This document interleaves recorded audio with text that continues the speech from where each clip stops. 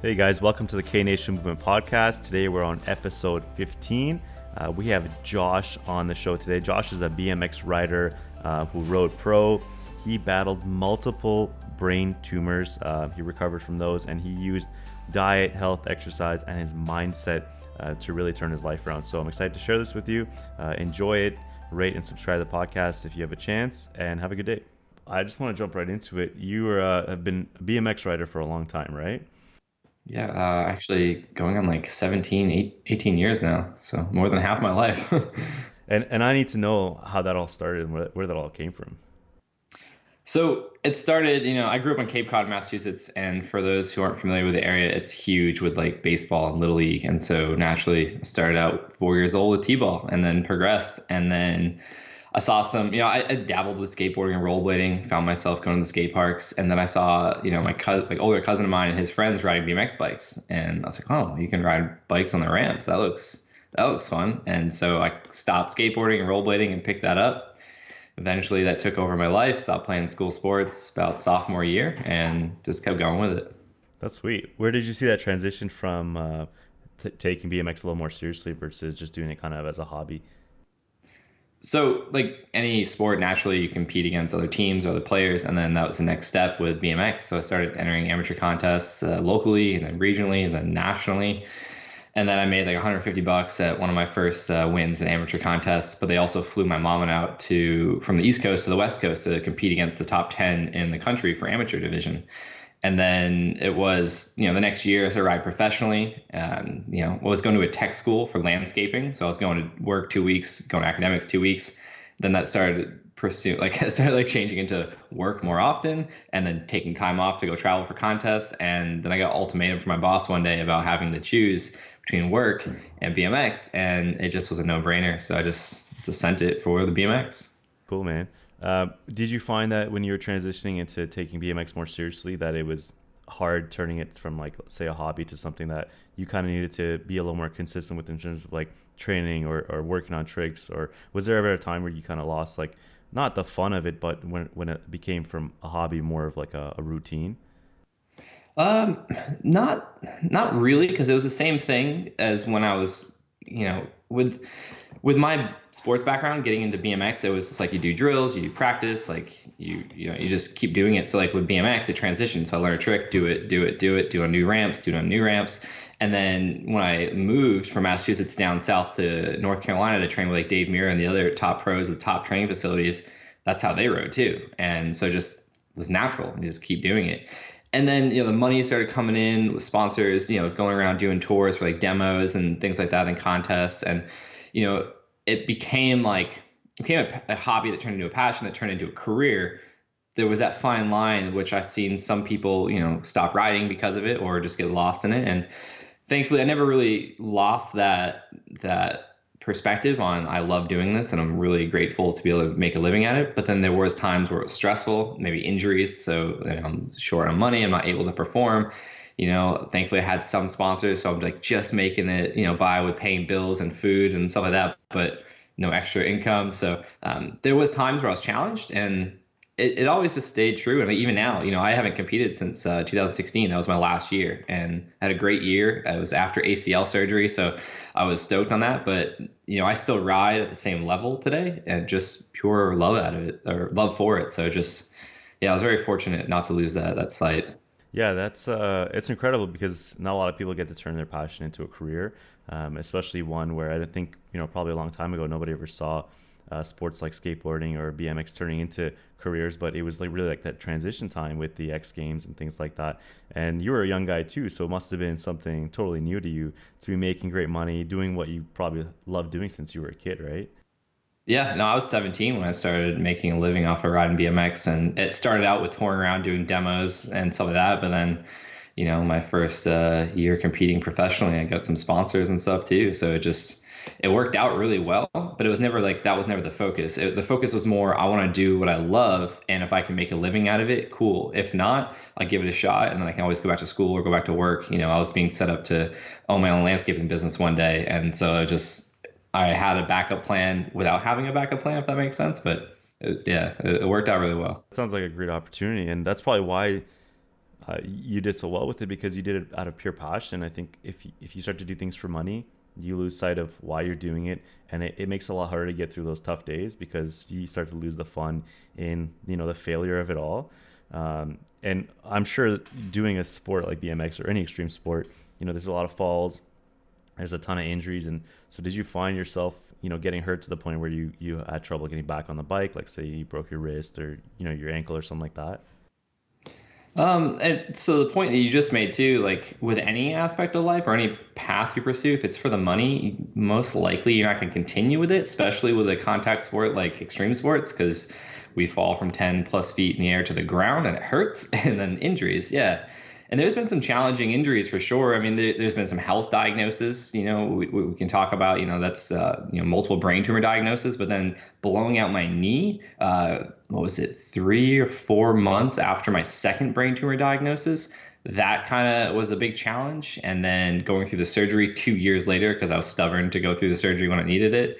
But then more specifically, there was a time where I fell in practice, 2011, I think it was, in Ocean City, Maryland, part of the Dew Tour. It was a big contest series we had back in the day. And I woke up in an ambulance because I had fallen from pretty high up and hit my head so hard and got knocked out. They heard me snoring instantly, and then my heart stopped beating, actually. And I came to an ambulance, and I woke up, and I remember I was in so much pain and nausea, and I was just like, man, I'm done. Like, and this is 7 years ago.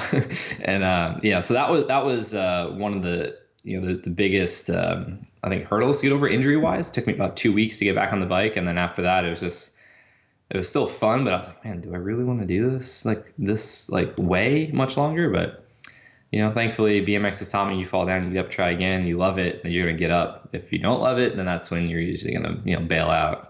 Right, and I find that that translation with every single sport or activity, it's almost always that there's points where you're gonna fall, and then through sport or a lot of ton of different exercises, you learn to get back up, and you learn that's really the only way to grow. Is you just expect that at one point you're gonna fall, or you're gonna fail, or you're gonna hurt yourself, and it's really about how you change your perspective and your mindset to allow yourself to get through that and to grow from it, really, because it's going to happen inevitably if you're trying to push the boundaries of whatever sport you're doing, which for you is a pretty extreme sport with BMX. Yeah, no, 100%. And I mean, I think BMX is great because it teaches us that there's no failure. Like, we have to reverse engineer why we fell or didn't land the trick. So it's not like, oh, I failed, give up and move on. It's like, I want to do that trick, like playing a video game. Like, I mean, I don't think the majority of people give up the first time they see game over.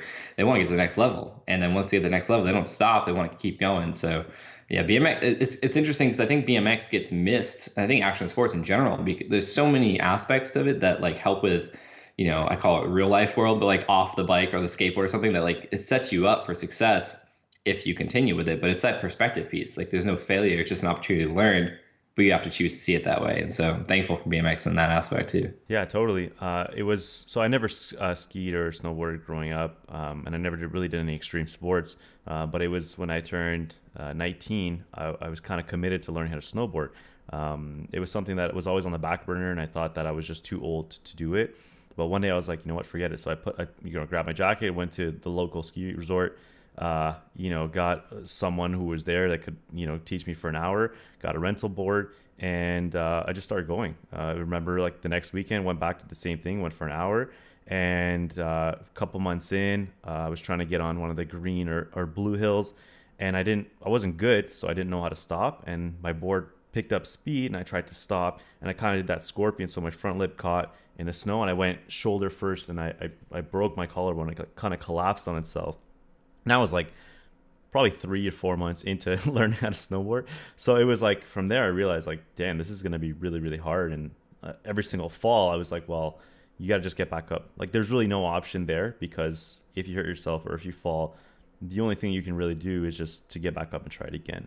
And that was like probably the biggest revelation I had. And it was through an extreme sport like snowboarding, which I'm sure is similar to other sports, where you're expecting at one point, if you're trying to get better, that you're going to fall and hurt yourself. That was a big moment for me. I learned a lot from that, because a couple months later, all I did was I recovered and I got back on the board. A couple years later, now I can go to any resort across North America and go snowboarding with friends and really experience that, because I challenged myself to push through those boundaries and that initial, falling down and getting hurt and getting back up.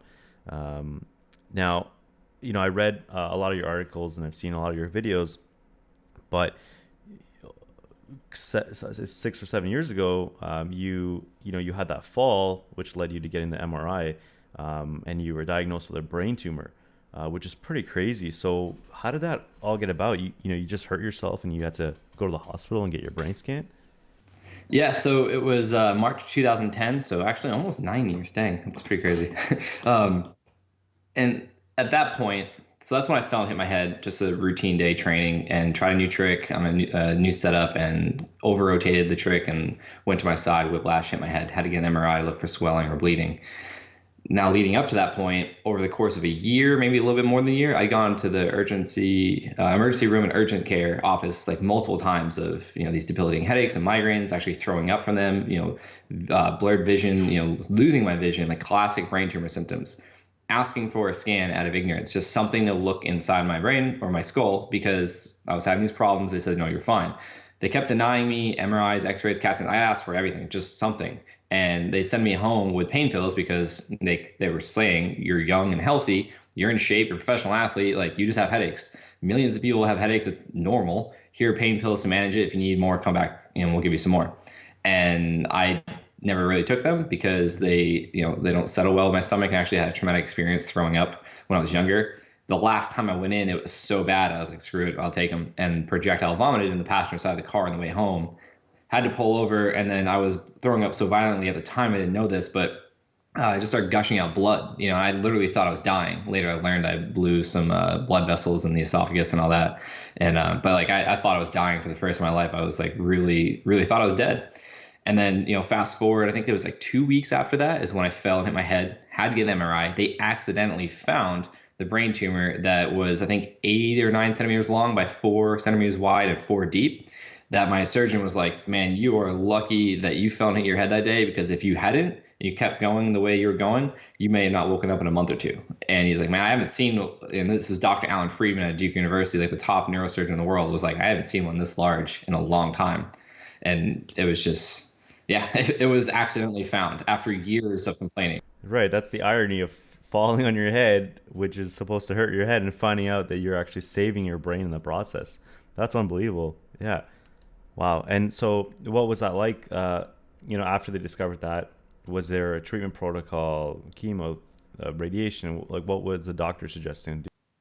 So the doctor who diagnosed me said that I'd probably never ride my bike again. It'd be a long journey to get back to normal life, walking, all those things. And if I didn't want to die, I had to have it taken out immediately.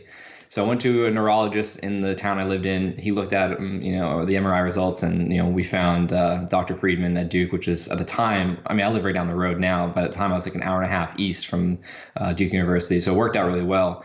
But I went and had a consultation with him. He actually moved out some of his patients that were, next in line to get me in sooner, because he was like, man, you need to get this out now. Like, obviously they're not in a great situation, but they're in a better situation than you are.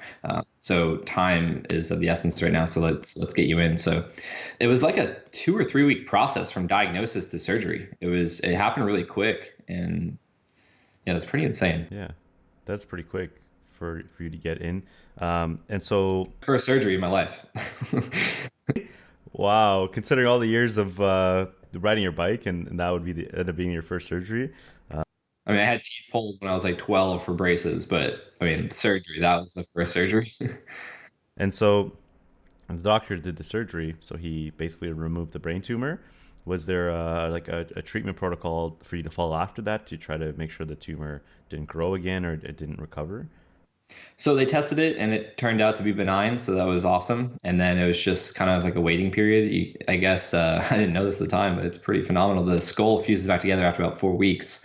So I went in after week 4, got an MRI. Everything looked good. Everything was, solid. And I just took another week just to be safe and kind of, recover a little bit more, then get back on my bike on week 5. And it is pretty phenomenal what we can do today. Yeah, that's actually unbelievable. You really have to admire and respect doctors and surgeons for pushing the boundaries of medicine. Hey, like, it's insane. And I thought I was out for a year. I was like, best case scenario, I'm not riding for a year, but I'm still alive. And it was 5 weeks. Wow. And so when you got back on your bike, was there any problems with movement, speech? Like, did you ever feel anything? Because I know typically when you get into anything with the brain, you could affect small parts of the brain that may respond to motor patterns or speech patterns that you wouldn't even expect. For sure. And that's, I mean, the list of risks I had to sign off on were crazy. But thankfully, I came out, better than I went in. I was in so much pain before, it just became a normal part of my life. But I came out, even after the pain meds, wore off from surgery and everything, I was no longer in pain.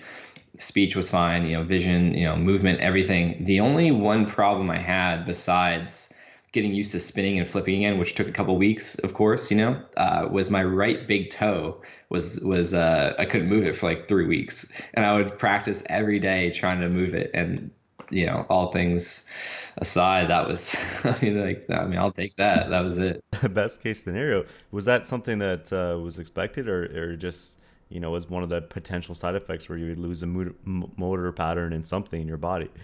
Yeah, I don't know. I don't even know if I ever talked to Dr. Friedman about that. I just know with my trainer, when I got back to, working with her, it was just one of the things that went on the rehab, just focus on moving that toe. That just reveals how complex the brain is, that you can affect one small motor neuron in the brain which innervates your big toe, which is crazy. But thankfully everything went well. I mean, there was nothing significant and you're back on your bike within 5 weeks, which is honestly unbelievable. And so I know from, actually, I think it was your Livestrong article, you talked a little bit about how later on there was another reoccurrence of a brain tumor after that. Yeah, so it was September 2012, so a little over 2 years later, I'm back to riding, traveling, and just a routine, yearly MRI checkup. And two areas had grown back on the same side. And Dr. Friedman said it was due to the complications of the original surgery, and the tumor wrapped around an artery and my optic nerve, which made sense to all the symptoms I was going through beyond just having a tumor. But he said that it wasn't to worry, it's just residual cell growth, because he couldn't risk hitting either the artery or the optic nerve, because could have a stroke, become paralyzed, be blind, could die, all those things. So he suggested radiation, because the risk of opening my skull again was even higher than originally, because they're so small. It would be the same, scenario without, being able to get all the cells. And so he suggested radiation. And my mom went through radiation for colon cancer for a while, and she's doing well today. But I didn't really like that. So I did a lot of research and came across a technology called gamma knife radiosurgery, and asked him about it. He's like, yeah, it's a great option. And so I went to Boston to Tufts Medical Center 2 months later. So this is November now, 2012. And they basically just zapped it with radio wave beams. And for 4 years, those two tumors shrunk. And now the last 2.5 years, they've been stable. So for that situation, best case scenario. And that was a non-invasive procedure. I was out in 45 minutes, like an MRI basically, and then drove back, to North Carolina in 13 hours. But, yeah, and I just took a couple of days off just to make sure I didn't have any symptoms, which I didn't. And then so I was riding again like 6 days. Yeah, you really have to appreciate science and technology for the innovation that we've had over the last, not just 100 years, but even the last 10 or 20 years. It feels like we've come a really long way. I'm sure you, of all people, are really grateful for all of that.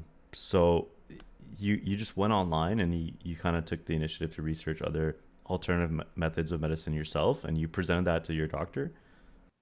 Mm-hmm. Yeah, a friend of mine, we just went to Google and just typed in alternative radiation therapies. I forget exactly what we typed in, but we came across gamma knife, and then they're like, well, surgery is kind of out of the question. This has knife in it and surgery. And I looked into it. It's non-invasive. It's just, the best way I could put it, it's like an MRI experience. Like everything kind of looks and feels like an MRI. There's just no noise, so it's not as unpleasant. It's actually, you just chill there. But it's just like 180 degrees of radio wave beams where they can pinpoint the location to treat via computer, and you're in and out a couple times based. I had two tumors, so it depended on your situation. You're out once or twice. But yeah, it was phenomenal. But I don't remember what we typed in. I just remember we typed in something around alternative radiation therapies, and then asked him about it. He was like, yeah, that sounds good. Wow, that's really cool. I think for anyone listening, and we've mentioned this in other podcasts before, if you're ever going through a situation where you're going through an injury or some sort of disease, it's always good to take the initiative to do research yourself and present alternative options to your doctor. I think that people assume the doctor always has the answer, but as humans, and with the technology that we have access to, especially with Google, it's always great to just go out and do your own research, and really present options for yourself. Taking that initiative, I think, like you avoided something that could have been invasive or harmful to your body, and you had something exactly, and you had an amazing outcome from it. So I think that's really impressive that you did that. Yeah, that's exactly why I share and advocate for other people, patients, people in general. It's just because had I listened to that urgent care doctor another month or so, maybe took the pain pills, maybe not, just kept suffering, I'd be dead. It took that crash to find the tumor. So that's why I tell people, I was like, I thought doctors were, this crazy authority figure. They know everything, but no one knows your body better than you. So if you feel that you really have something wrong and no one's willing to work with you, go find another doctor. You're paying for it. They're not going to be there to dictate your life unless you allow them to.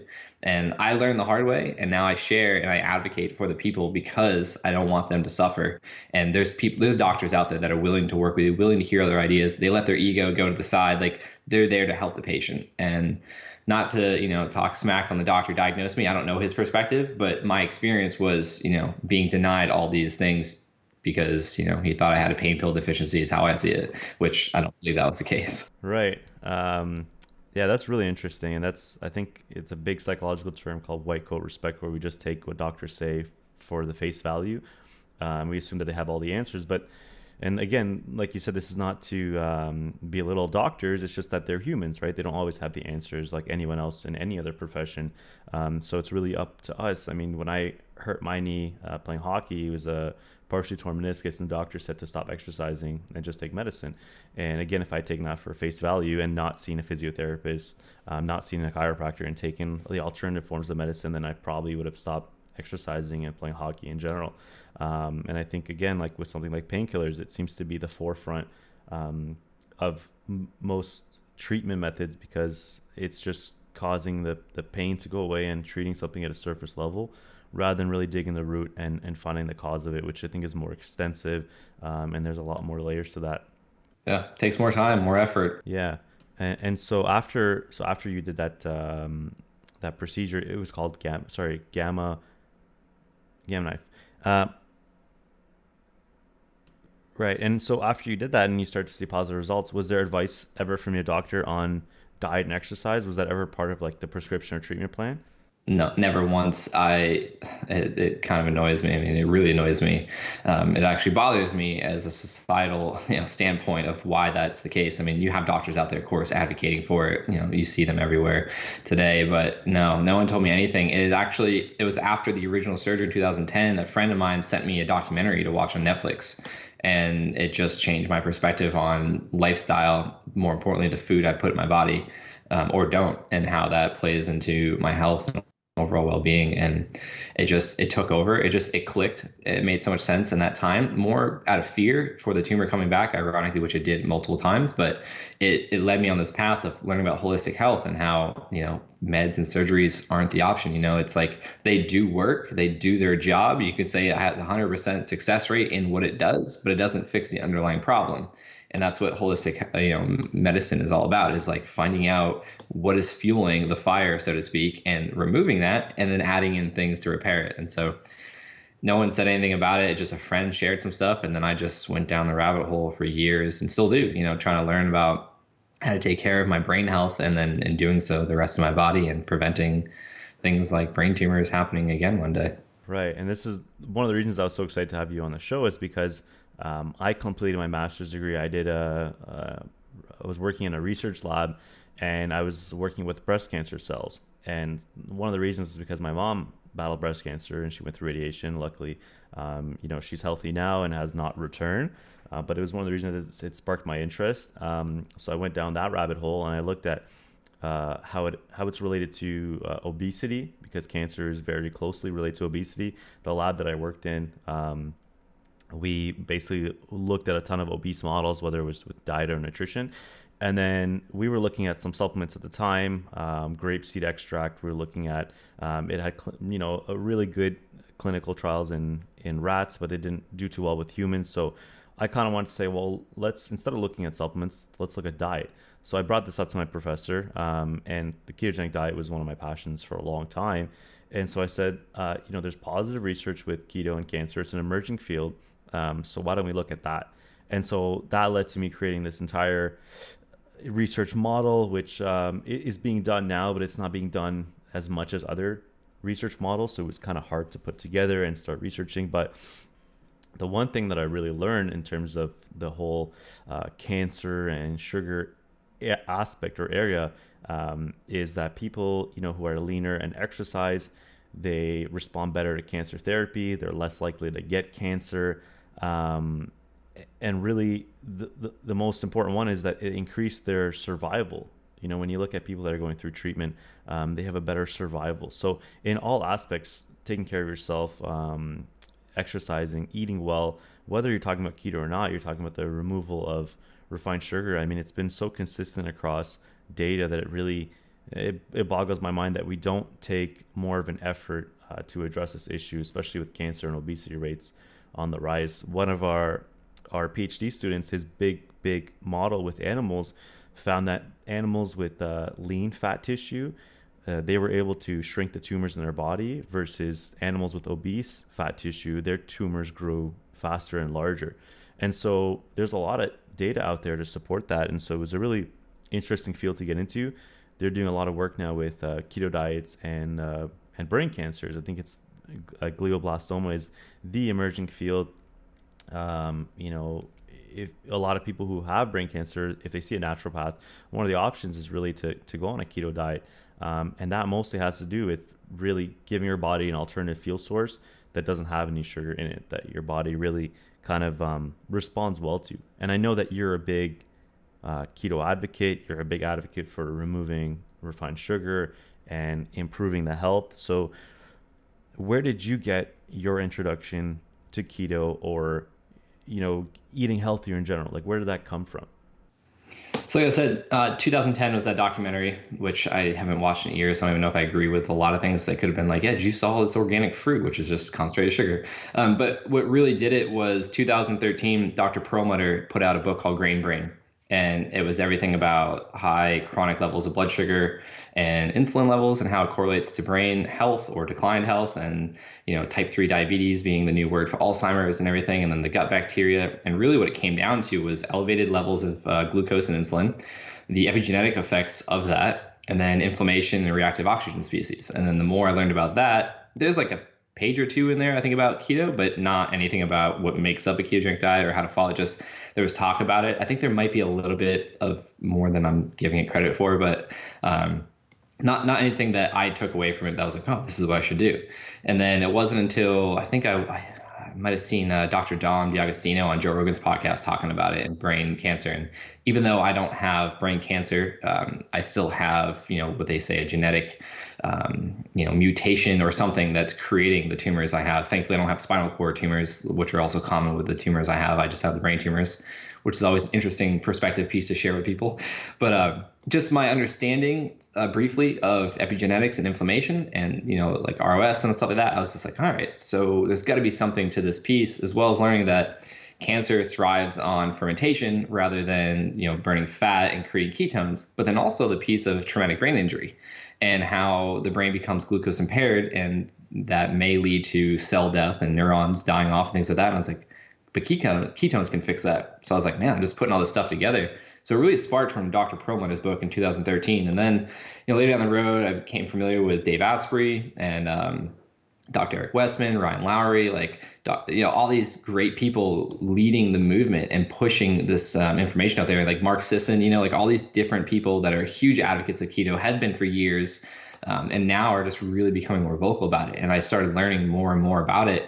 And it wasn't until the third diagnosis just last year in February, so 2017, where I was like, man, it's time to implement this. Because I was living, I call it paleo-ish, keto-ish. I had keto tendencies. I was doing fasting here and there naturally and just high fat, low carb.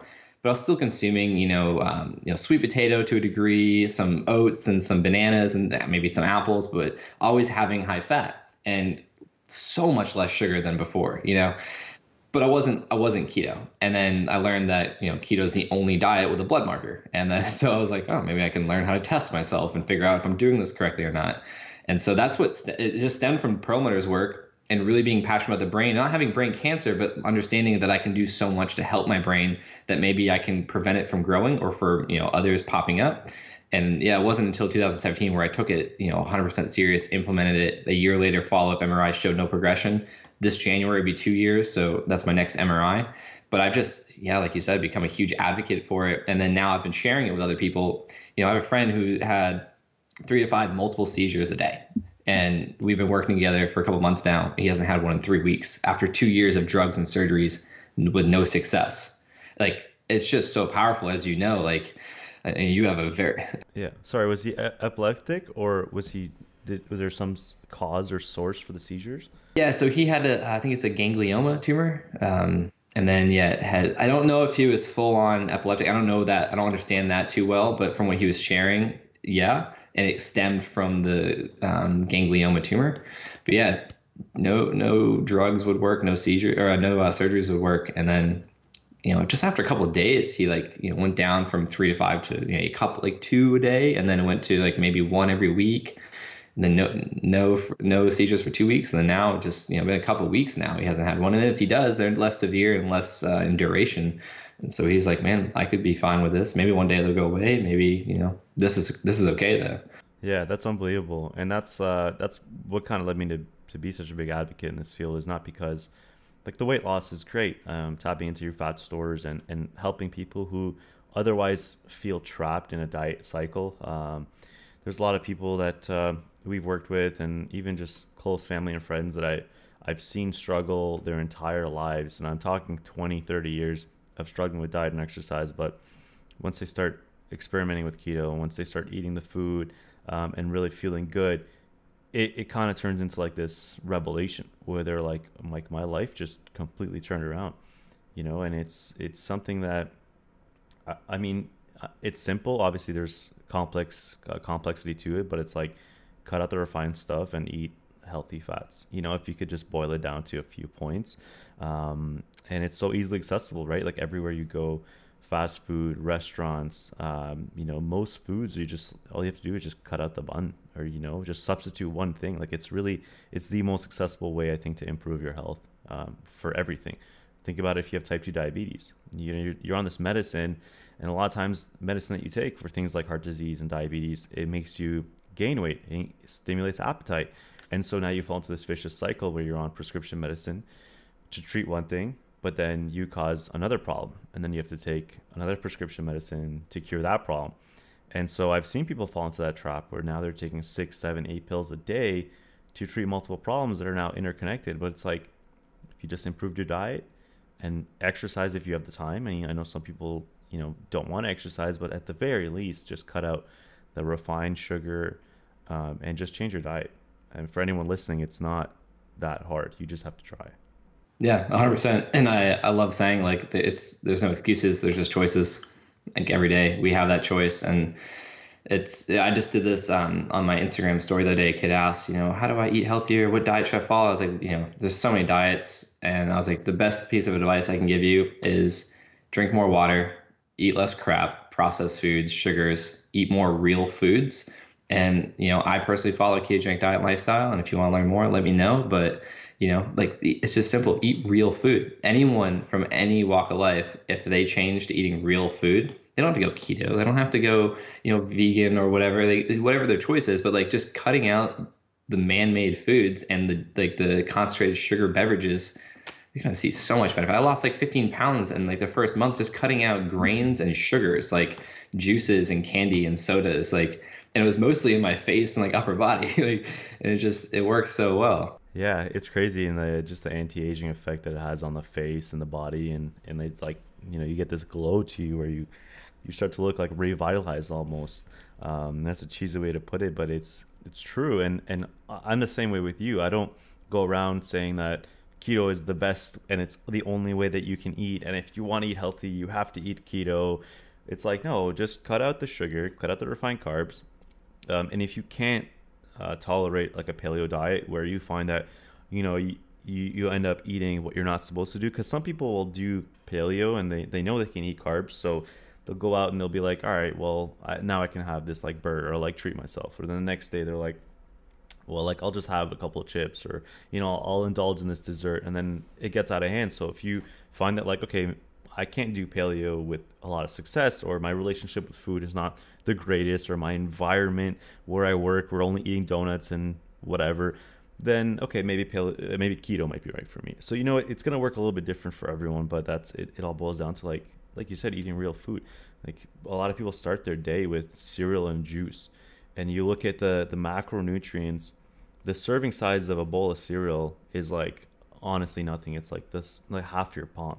If you actually look at how much the average person has in a bowl of cereal, it's like 4 times the serving on the label. Yeah, 100%. I remember that too. And I don't know if you would agree with this, but there's a stereotype with certain sports where there's a lot of, like, there's certain foods. Like, I think growing up playing, like, I don't know, say like soccer or whatever, like there's a lot of, like, chips or like Gatorade or things that, were just, like, easy and accessible. With, BMX, I'm sure that, the culture of, like, snacks or whatever is, like, huge, because you're at the skate park all day, you're snacking on this, munching on that. And by the end of the day, you've probably had an insane amount of sugar in, like, candy and just, like, sugary beverages in general. Yeah, I mean, it's a miracle I didn't get diabetes. I mean, I got brain tumors, so I don't know. But yeah, it's insane. Like, I had to have been like 500 plus grams of just sugar a day. Like, I mean, I used to eat a couple boxes of macaroni and cheese at a sitting, half a box of toaster strudels for breakfast with a bunch of juice, and then 2 liter Dr. Pepper a day because it was cheaper than water. And I was in shape, and I'm an athlete, so I'm burning it off. Doesn't matter. And one of the other things that I have, like, a very brief understanding of is the process of glycation, and, like, how that damages the brain and the skin. And I was just like, man, like, that makes so much sense. So, like, just cutting out sugar, you can see these reverses and, like, the aging effects like you're talking about. And it's just, for anyone that wants to be a high performer, whether it's with school, sport, or work, or just in life, like, cutting out the sugar, it's become such a fad thing. Everyone's like, oh, like, gluten free, it doesn't really do anything. Well, for some people, it saves their lives, but cutting out the sugar can have tremendous effects on every aspect of your life just by getting rid of the fog in your brain. And yeah, it's incredible. Yeah, definitely. That's one of the best, I think, the best feelings is having some sort of mental clarity and focus. And it really, like, drives, if you're a student, you need to study, or if you own a business and you got to get, like, that grunt work done, especially later in the day. You don't have that same sugar crush. You don't feel like you need to take a nap at 4 p.m. And you can kind of push through it and have that mental drive to get what needs to be done. That fuel to your brain is kind of constant, more than up and down, up and down. Like, oh, I got to snack on this, candy bar to, like, get my brain going again. That's, like, the biggest thing I take away from keto, and that I get from my friends and clients that go keto. It's like the sense of empowerment of your life. Like, I'd be falling asleep every afternoon at 3 or 4, and then, they tell me I'm healthy, yet I'm like 21, and, like, having these crazy crashes and being told by friends to go get my thyroid checked out. And then now I know, like, I was just eating all this sugar that was just dropping later on, and then, causing that. Now I don't get hungry. Like, I mean, it's what, 2:30, and I haven't had a meal yet today. I've just had a coffee with a little bit of fat in there, like, chilling. Like, I do that. I go riding fasted. I work out fasted. Like, and it's just so, I think the biggest benefit besides health is just that liberating effect of, like, liberation and empowerment of your life. And I mean, for me, I hate, like, the cleanup and the prep and all that is in the kitchen. So it just saves all that time. You can do more of the stuff you love. Right. Yeah. It liberates you from the chore of eating, let's say.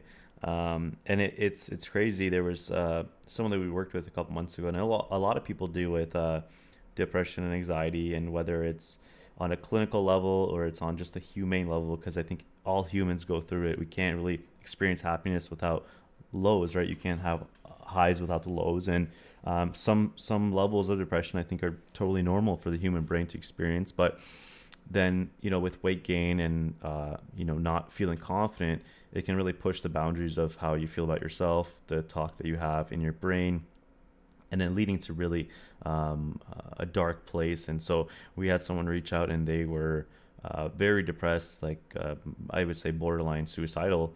And so they did the keto diet. They lost not just an insane amount of weight, but they were really liberated mentally and physically.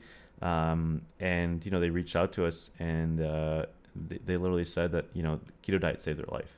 And for me, that was really powerful. I think I've also seen it with people who may not necessarily be overweight, but the way their brain processes that excessive amount of sugar, they can't think straight, and that leads to an anxious mindset.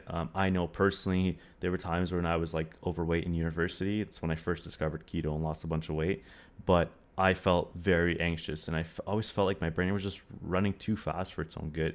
And I think keto, providing that mental clarity, slowing the brain down, really allowing you to think clearly, liberates you of a lot of things that you might be feeling, say, in your head.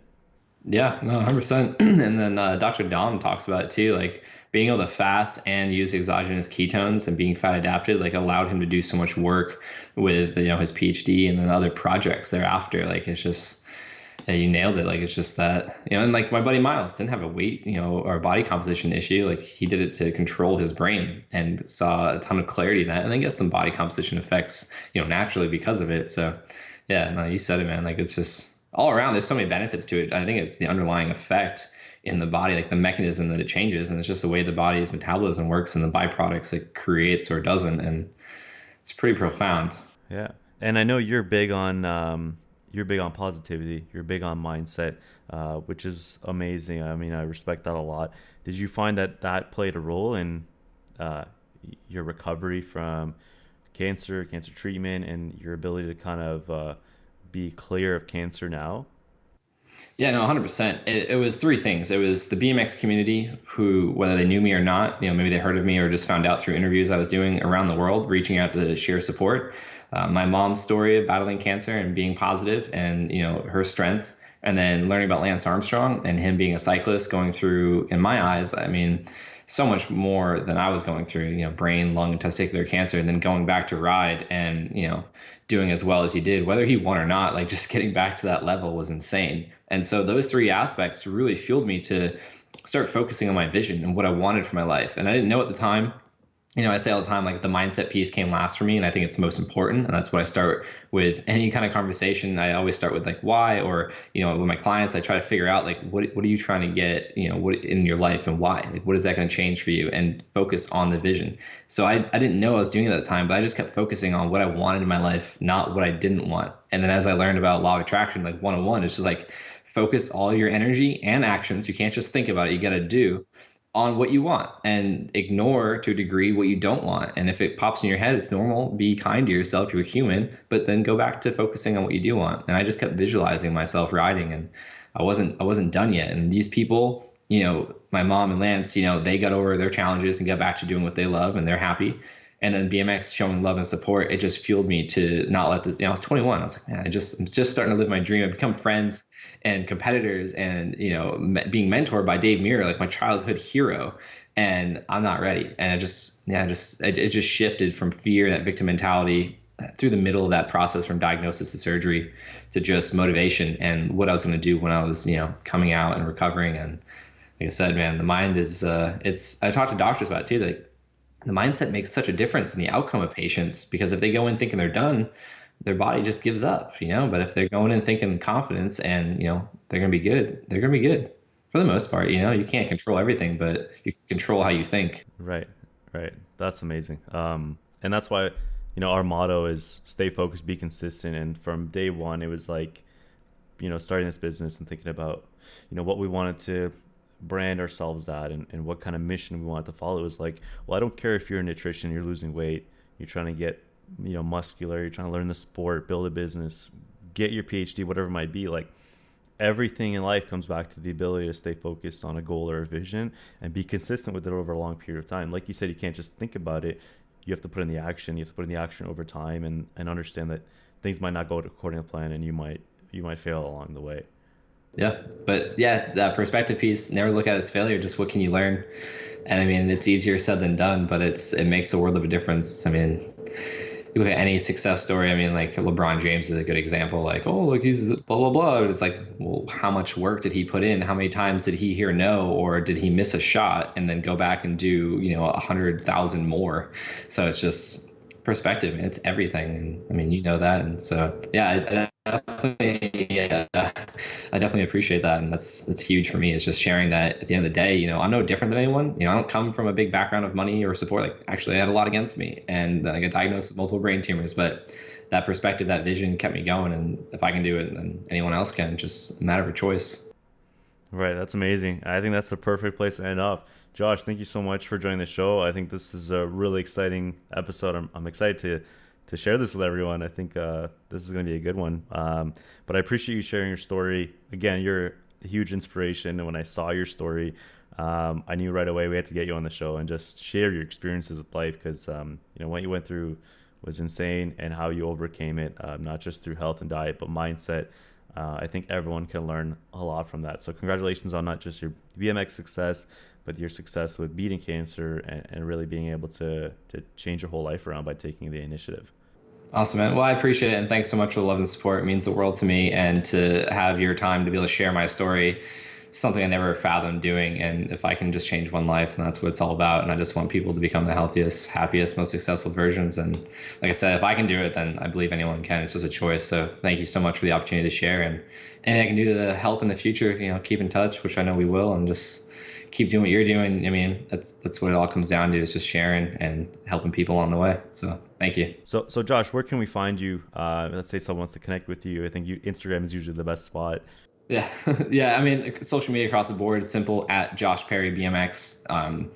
Most active on Instagram. I respond to every single comment and DM I possibly can within a 24 to 72 hour period. I make sure I at least try to not miss anything. So, DM's the way to go. But yeah, joshperrybmx.com, my blog, dailybrainstorms.com. But yeah, social media is where it's at. And yeah, that's pretty much it. Perfect. And we'll link those in the description and our YouTube description as well. So yeah, thank you.